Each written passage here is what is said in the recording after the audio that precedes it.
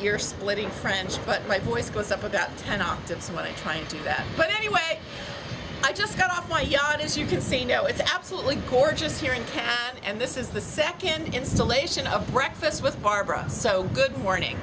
Last night, we had a big win, 2 Grand Prix winners for Gatorade Replay from TBWA Chiat. It's a wonderful piece. It's about this football game that ended in a tie 15 years ago, and they got all the players out. They put the cleats and the shoulder pads back on them, and now that they're middle-aged guys, they had to play the game again. It works on so many levels, as integrated and as brand promotion. Anyway, it got the Grand Prix in 2 categories, and everybody loved it. And for TBWA Chiat, it's becoming a franchise because they did it again with a hockey game that ended with a tie, and they're going to farm it out to other sports. It's also on Fox Sports as a TV series, the various parts of the documentary. So check it out. Now on to Direct, which was also honored last night, where the Americans, we was wobbed. We got 1 tiny bronze award for Droga 5 for Puma. It just seems like now that Direct is like not the Rodney Dangerfield of categories, but it's this big, sexy, happening area where everything interacts. Americans don't know how to enter it.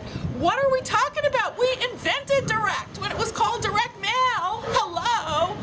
Anyway, it's huge in Europe, and it's very exciting. There are tons of entries. It required the biggest jury in Cannes history, 30 people, to divide up 1,550 entries. So anyway, the big winner was from New Zealand, and it was for Orcon Broadband. They got in touch with Iggy Pop, yes, the godfather of punk, and he was re-recording his single, The Passenger. You might recall that. It's a wonderful tone poem about jonesing for heroin. And because it's the year 2010, so many ads are based on musicians jonesing for heroin, and they turn into happy, merry ad campaigns. So he's remaking the song, and he had to pick 9 people from New Zealand to do it in real time with him via webcam on broadband. And he chose like a guy in his underpants to play the guitar, and a Japanese woman who would shake and play the piano and the drums. It was great. It turned out into a great song, and it was the Grand Prix. There were also gold winners, like Far Far from Sweden, again, that, you know, the giant signpost did really well.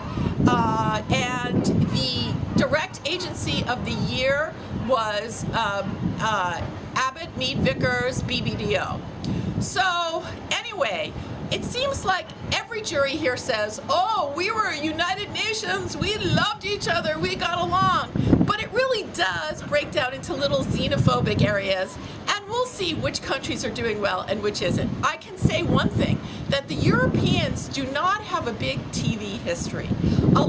In a lot of countries, they didn't even really have a lot of television commercials until the early 80s, and even then they were restricted to like 2 hours a day. So just like they never had landlines and they went directly into cell phones, they are so on this internet advertising thing. It is huge. So it seems like the Europeans will do better because there are so many categories that are all blending into each other, like integrated, cyber, you know, even direct, that all have some kind of digital component.